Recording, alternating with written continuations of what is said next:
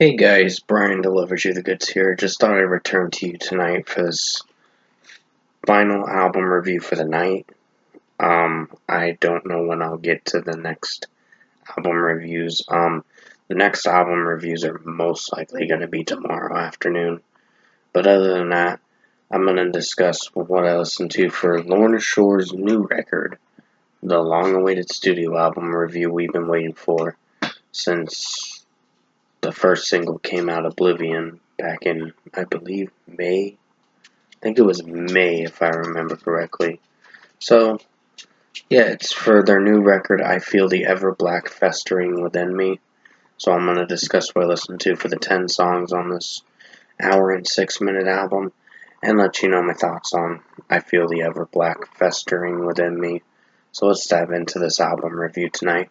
So it starts with Prison of Flesh, which is the third single for the record, and overall it's a banger. It is such a great track. I really enjoyed this one. It's a 5 out of 5 for me. Um, great opener to the record, and definitely packed a punch for the 7 minutes of a runtime. It's pretty dark and gory stuff in the music video for sure, but it overall executes in a way where Will Ramos' deathcore screaming potential and his regular screaming potential sounds very strong, so I really dig this aspect about this track. And the guitar work and drum work is excellent in this track, 5 out of 5. Then we get to Oblivion, which was the first single, the lead single for the record, that came out back in May of 2025, and it's overall a very strong track. I really enjoyed this 8-minute and 19-second track. This was probably their best track they put out. Almost anything Lorna Shore puts out is pretty much a banger. So, and definitely rocks for sure. And overall, it's a 5 out of 5 for Oblivion. Great song, great single as well. And then overall executed in a way where I really dig it. So 5 out of 5. In Darkness is another strong track I enjoyed. I'd give it a 5 out of 5. It's only 6 minutes and 43 seconds, but the way it executes flawlessly with Will Ramos' deathcore screaming and regular screaming vocals. So this really worked for how it sounded. 5 out of 5. The progressive drum work in this was pretty epic too, as well. Then we get to Unbreakable. That was the second single that came out in June, I believe. Um, Before Prison of Flesh came out, like months down the road, a month or two down the road. But overall, Unbreakable is another strong track. Really enjoyed the fourth song on the record, and another banger for sure. 5 out of 5.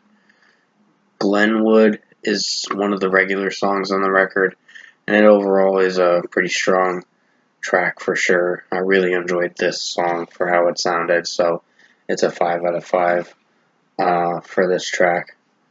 So, yeah, Glenwood had really good screaming potential from Will Ramos, and his deathcore screams and his regular screams worked for this track, and the overall progression in the track, where the progressive drum work and guitar work sounds, and how the song's flowing with the execution, is doing very well. So 5 out of 5. Lionheart is another great song that I enjoyed for 5 minutes and 44 seconds. I'd give this a 5 out of 5 too. I really like this track. I think Will Ramos' screaming potential is very strong in this, and with the execution overall, it did very well for how it sounded.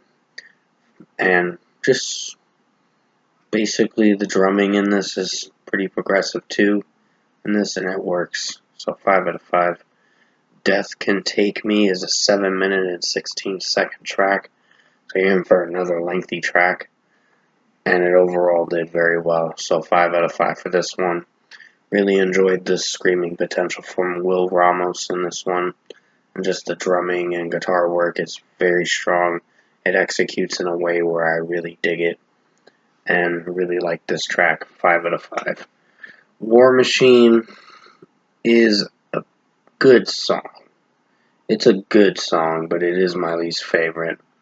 Um, then the reason why it's my least favorite is because there's like moments where you hear people screaming in the background of this track because of like someone shooting off a gun or whatever.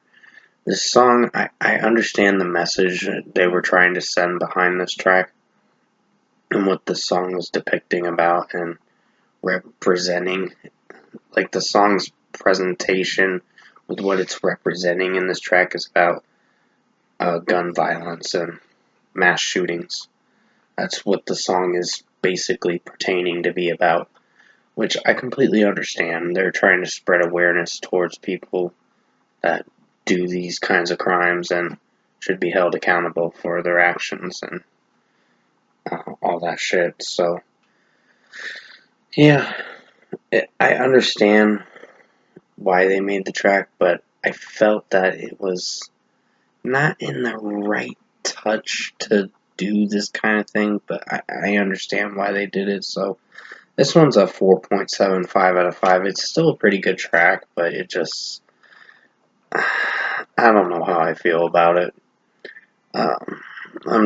I enjoy it, but at the same time, I don't feel like I should praise it too much, if you know what I mean. So 4.75 out of 5. A Nameless Hymn is a very strong track. I really enjoyed this one. At least it's going back in a direction where I can really enjoy some Lorna Shore. So 5 out of 5 for A Nameless Hymn. It is 5 minutes and 14 seconds. So I'd give it a 5 out of 5. And finally, the closing track, Forevermore, is a almost 10-minute song, and it does very well for how it sounds overall. So this is a 5 out of 5 for the closing track. Was a banger to close out this record. Started off great, ended great, had a little bump in the road, but overall did very well. And I'll talk about that bump in the road in a second when I break down my final thoughts on the record. So overall, production, mixing, and execution wise, I think Lorna Shore, I feel the Everblack Festering Within Me is a pretty strong follow up to Pain Remains. But would it be album of the year? Not necessarily. I wish it could have been. But the only song that really bugged me was War Machine because of the way it's representing itself. If you know what I mean. I understand what they were trying to do there, but it just, I don't know if it was in the right timing to release a song like that after the Charlie Kirk incident that happened recently.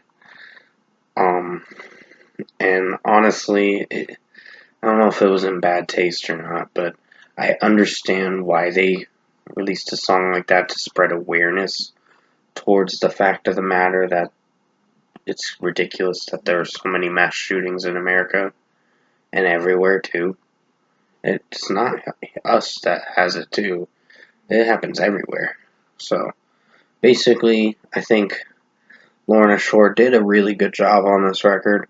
It's still a very strong record, despite the War Machine song being my least favorite, but still a pretty good track with the drumming and how Will Ramos was screaming it. But the concept behind it and the theme about the track was what bugged me a little bit. So it made me hesitant, like, should I like this or not? Kind of shit. So if I were to give Lorna Shore's I Feel the Everblack Festering Within Me album a score, I'm giving it a very strong 9.5 out of 10. It's still a really good record. I still recommend you guys check this album out tonight at midnight because it's coming out very soon. Probably when I get this video uploaded, it'll probably be out, the record, because it comes out in like 6 minutes of me recording this. So other than that, 9.5 out of 10 for Lorna Shore. I feel the Everblack Festering Within Me. I hope you enjoyed this long-awaited studio album review that I wanted to return to you for the follow-up to Pain Remains. And with that being said, you guys have a good night. I will return to you for more album reviews. There's only 3 more releases I got left to review and some singles. And then I should be done. So until then, you guys have a good night. Thank you guys for watching.